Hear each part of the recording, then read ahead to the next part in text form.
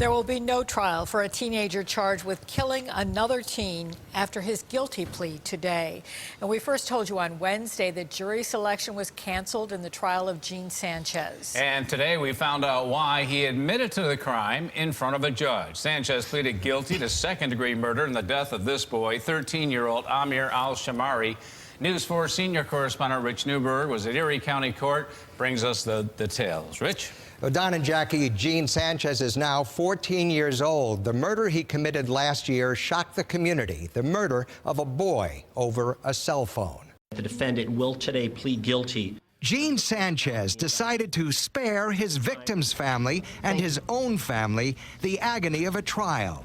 In May of last year, he murdered another 13-year-old boy, Amir al-Shamari, a refugee from Iraq.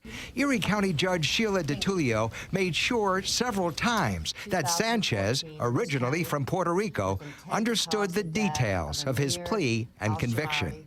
That you caused the death of Amir al-Shamari by strangling him. Yes.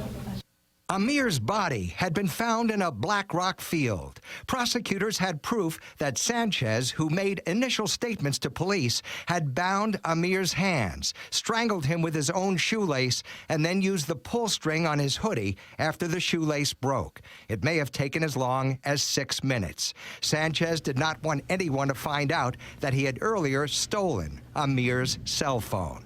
When Amir confronted him to retrieve the phone, the defendant beat him unconscious, and strangled him to death. The proof was overwhelming of his guilt to the intentional murder of the victim.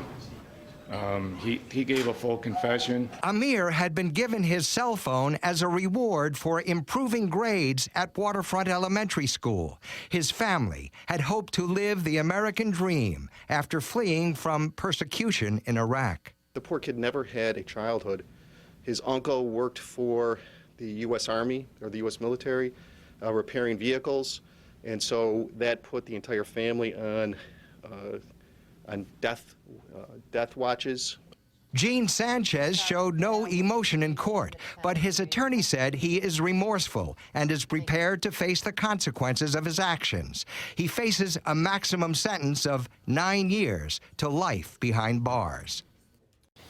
Sanchez will serve time in a secure facility, but is not likely to be placed in the adult prison system until he is 16.